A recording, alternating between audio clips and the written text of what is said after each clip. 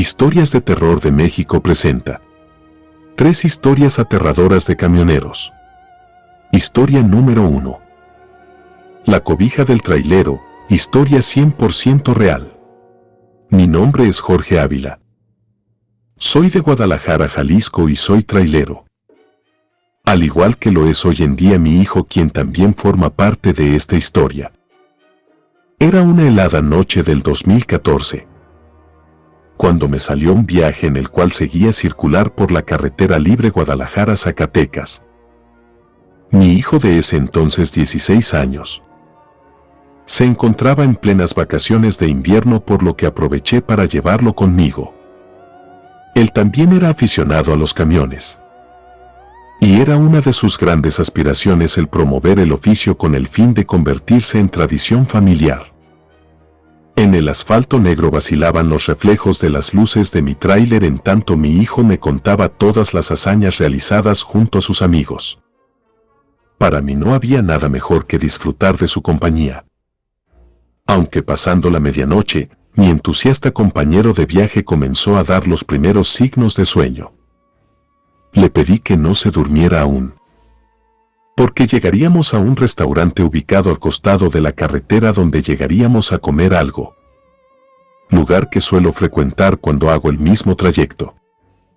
Él estuvo de acuerdo, pero para sentirse más cómodo mientras llegábamos, tomó una cobija roja que yo traía en la cama de la cabina y se cubrió con ella para así seguir entreteniéndome con sus anécdotas. Llegamos al local cerca de la estación. Dejamos el vehículo a unos pocos metros de la entrada. Él bajó con la cobija sobre sus hombros cuando ambos descendimos para entrar al restaurante. El dueño del lugar, un hombre mayor quien junto a su familia pasó muchos años prestando servicios a los viajantes con sus exquisitos platos regionales, nos atendió muy amablemente. Luego de prestarle atención a mi hijo, nos sentamos a comer. La plática amena en el cálido ambiente llegó a su fin después de terminar la cena. Teníamos un viaje que hacer y aún estábamos lejos del destino. Mi hijo me pidió que lo esperara porque quería ir al baño, por lo que yo aproveché para platicar un poco más con el dueño. Pasados unos minutos mi hijo no regresaba. Me despedí del señor y me dirigía al tráiler para esperarlo. Pero me sorprendí al ver que él ya estaba arriba de la cabina cubierto con la cobija. Imaginando que en verdad ya estaba muy cansado, preferí no decirle nada. Puse en marcha el vehículo y retomamos el viaje. La cobija roja.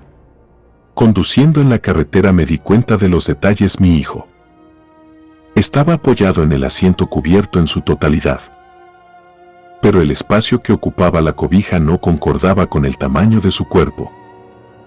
Era como si fuera una persona más grande la que estaba allí.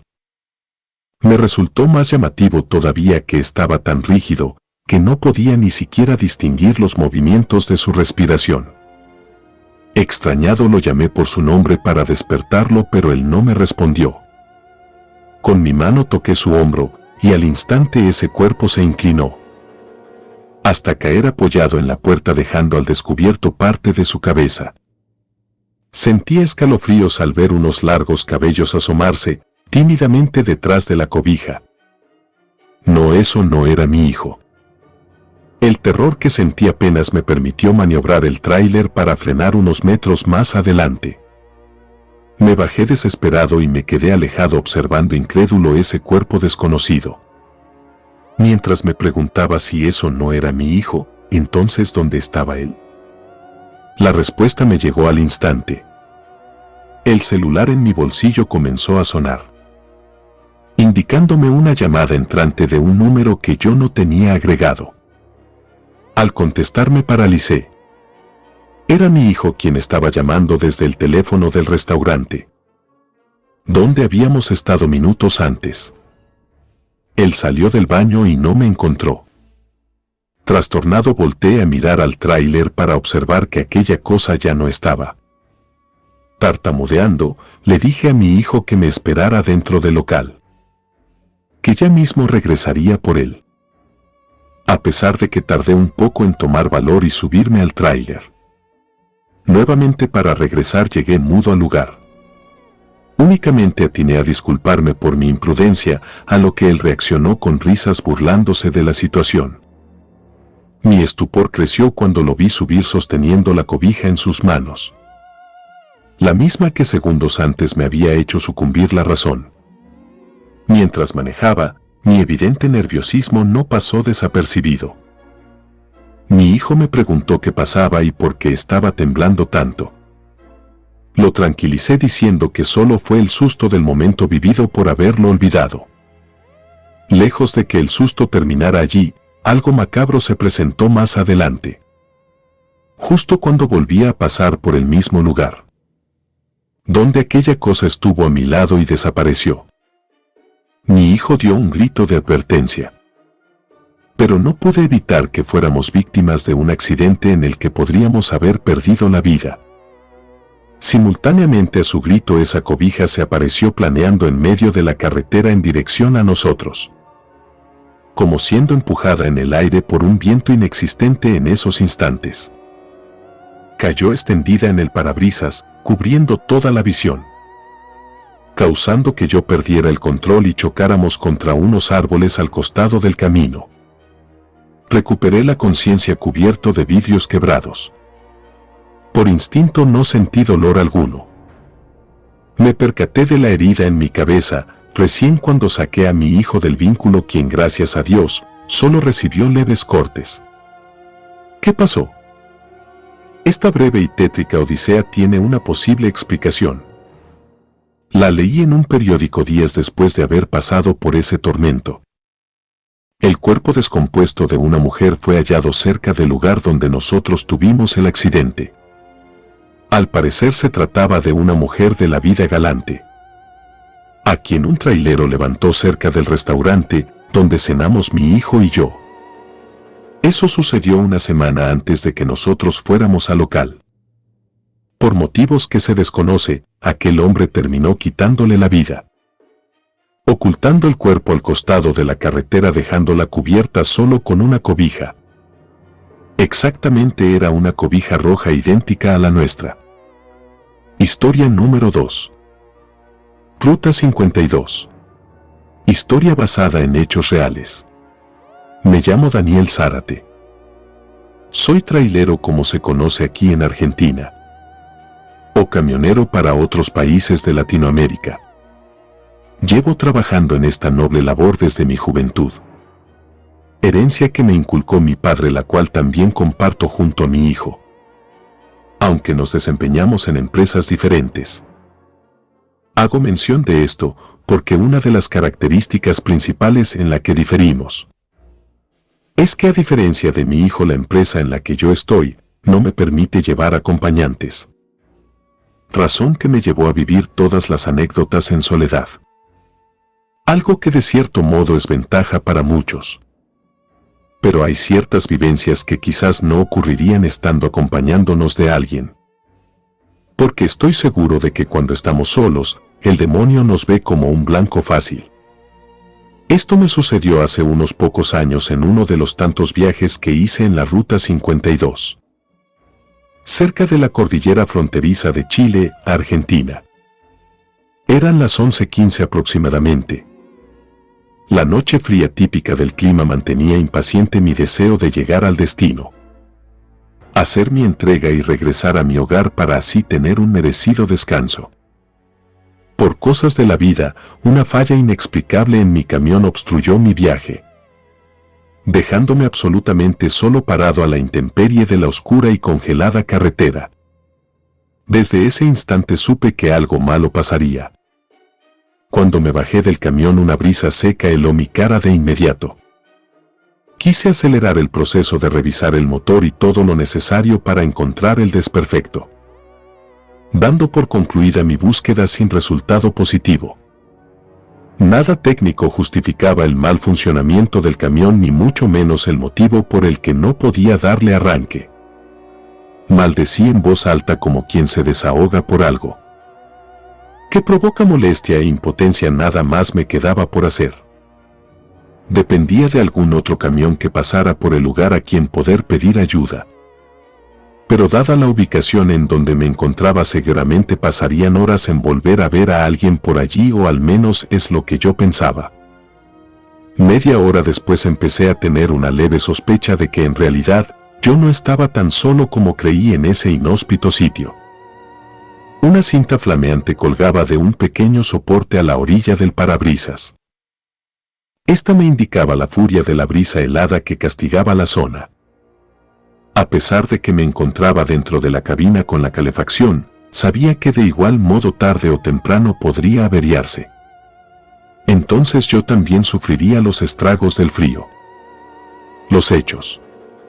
Estaba meditando aún en eso cuando de reojo percibí una sombra pasar por la ventanilla del lado del acompañante. Por instinto volteé para mirar. Pero solo me encontré con la oscuridad. No había terminado de reincorporar mi vista al frente cuando escuché un golpe lateral en el acoplado del camión. Me quedé atento por unos segundos con el fin de distinguir si lo que había oído fue provocado por el viento. Pero un nuevo golpe me convenció de que se trataba de algo más.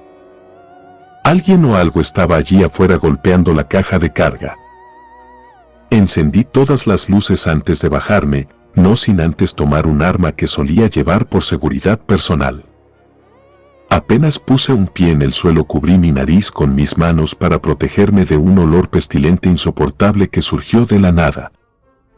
Pero no fue solo eso, todo el ambiente pareció haber cambiado. La noche estaba más oscura de lo normal.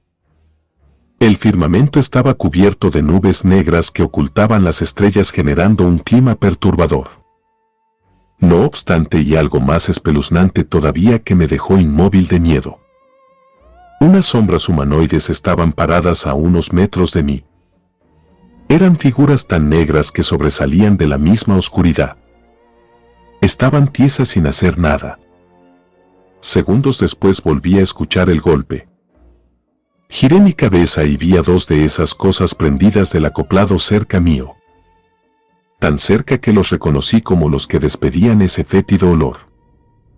Los rostros deformes. Solo alcancé a ver escasamente sus rostros deformes. Porque horrorizado me subí al camión asegurando las puertas e instantáneamente empezaron a provocar el caos. Paulatinamente todo el camión empezó a balancearse hacia los costados. Era como si lo empujaran de ambos lados con una fuerza descomunal. Podía sentir cómo las ruedas se levantaban del suelo para luego caer bruscamente. El temblor producido por los impactos empezaron a rasgar los vidrios de la cabina. En tanto yo gritaba desesperado: «Dios, sálvame, por favor». Al instante todo se quedó quieto junto a un silencio abismal. Abrí los ojos rogando que todo se tratase de una pesadilla de la que acababa de despertar. Pero no sobre el vidrio roto del parabrisas vi pegadas a esas cosas que ahora pude contemplar claramente. Sin duda alguna eran demonios. Seres de rostros monstruosos, de grandes bocas con muecas vacías de matices humanos. Quienes al verme en esa frágil condición, lanzaron gritos enloquecidos para reiniciar mi martirio. El camión volvió a balancearse por unos minutos más. Hasta que finalmente, y como éste se volteaba hacia un costado conmigo adentro partiendo las ventanas en 1000 pedazos. Perdí la conciencia. No sé qué ocurrió después. Perdí la conciencia y lo último que recuerdo es ver esos ojos brillantes mirándome fijamente. Un camionero me salvó al encontrarme. Horas después la hipotermia casi acabó con mi vida al estar expuesto al clima durante todo ese tiempo. Mi camión no solo estaba volcado, sino que no había espacio en el que no estuviera destrozado. Un accidente provocado al haberme quedado dormido fue la razón que dictaminaron para justificar lo ocurrido. Nadie creyó en mi historia. Pese a ser uno más de los que formaban parte de la extensa lista de accidentados en ese tramo de la carretera. Todavía trabajo para la misma empresa, pero solo abarco destinos en las zonas locales. Estas que están plagadas de tránsito permanentemente. Eso es lo que elegí. Pues si me toca perder la vida conduciendo un camión, indudablemente prefiero que sea cerca de una ciudad. Y no a manos de los demonios en aquella carretera de la Ruta 52. Historia número 3. Corte de ruta. Historia basada en hechos reales. Antes de contar mi historia, debo aclarar que debido a la situación en la que se desarrolló el caso, omitiré todos los datos que no sean necesarios. La información no tuvo alcance mediático, pero nosotros estamos seguros de que fue un suceso único de índole paranormal. La mayor parte de mi vida fui trailero. Trabajo que ya como muchos saben, es considerado uno de los más propensos a tener encuentros con lo sobrenatural. Yo jamás había vivido algo así. Pese a eso, yo jamás había vivido algo parecido. Ni mucho menos algo que me haya hecho sentir un miedo tan grande como el que sentí en aquella oportunidad. Tengan en cuenta que fuimos varios los involucrados en este relato. Que debido a su magnitud uno de nosotros terminó con problemas psicológicos. Algo que doy gracias a Dios de haberme librado. Sucedió en uno de tantos cortes de ruta que pasan en Argentina, donde un número de manifestantes prohíben el paso de los vehículos como forma de protesta al gobierno local, tratando de esa manera llegar a un acuerdo que los beneficie, reparando el daño del que se sienten afectados. Tal fue el caso de aquella noche en la década de los 90, cuando me topé con una larga fila de vehículos que esperaban cruzar la ciudad donde se estaba realizando el corte. Después de bajar y consultar sobre lo que estaba sucediendo, supe que esa noche no podría seguir mi camino. Cerca de allí me encontré con unos colegas que también habían quedado inmovilizados. La incómoda situación nos motivó a resignarnos y a tratar de aprovechar el tiempo que permaneciéramos en el lugar. Por lo que nos propusimos a preparar algo para pasar el tiempo. Con café y juegos de cartas de por medio, se hicieron a 1 de la madrugada. Ya nos estábamos despidiendo para descansar cuando comenzó todo el bullicio. Los seres. Vimos camiones de gendarmería aparecer de repente. De ellos bajaron decenas de militares armados que corrieron en dirección a la multitud. Algunos se detuvieron justo frente a nosotros. Y desde allí disparaban gases lacrimógenos hacia el tumulto. La reacción de la gente fue inmediata. A lo lejos escuchamos los gritos y llantos tanto de mujeres como de muchachos jóvenes, expresando el temor que sentían al estar envueltos en esta represalia. La expansión del gas, formando ya una inmensa nube sobre el pavimento, no demoró en llegar hasta nosotros. Y aunque tratamos de protegernos, los químicos empezaron a descomponernos. Nosotros estábamos estacionados justo al costado de un monte, que es precisamente donde vimos salir a esas cosas. En primera instancia pensamos que se trataba de la misma gente intentando huir por el monte. Pero a medida que iban saliendo a la ruta pudimos constatar de que no podían ser ellos. Estos eran seres de media estatura. Parecían estar todos desnudos porque no distinguimos prendas en sus cuerpos oscuros. Algunos llevaban una especie de ramas en sus manos, y con ellas azotaba en el pavimento como signo de festejo eufórico al ver lo que estaba sucediendo con la gente. Algunos no tenían rostros. Otros abrían una inmensa boca con la que producían sonidos intolerables al oído humano. Todos se deslizaban en medio de esa nube y al parecer solo nosotros podíamos verlos desde donde estábamos. El demonio. Permanecimos petrificados de horror. Pero cuando creíamos que nada podía ser más terrorífico que eso, vimos aparecer aquel otro ser. Este tenía la fisionomía de un hombre alto, robusto, con una barba cubriendo su mentón. Sus ojos eran de 2 brasas ardientes que despedían llamas. Un enorme e infernal perro negro caminaba a su lado. Y a diferencia de los demás, este nos observaba mientras caminaba hacia nosotros. Fuimos 4 los que presenciamos eso. Todos nos subimos al camión que teníamos más cerca y salimos a toda prisa del lugar. Manejamos hasta que dejamos de escuchar gritos. Al detenernos, uno de los muchachos tuvo un ataque de pánico del cual nunca pudo recuperarse. Dejamos pasar el tiempo suficiente para recién volver a nuestros camiones. Al llegar al lugar ya había pasado todo. Algunos vehículos retomaron su viaje. Nosotros llevamos al doctor de la ciudad a nuestro compañero, quien debió permanecer sentado durante varias horas para poder estabilizarlo. Aún así nunca volvió a ser como antes.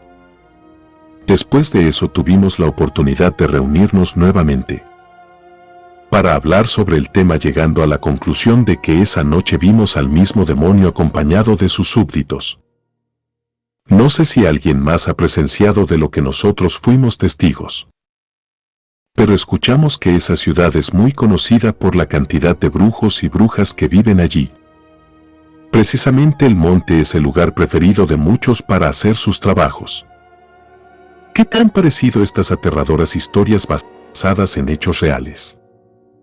Si has llegado hasta aquí, significa que te ha gustado nuestro contenido.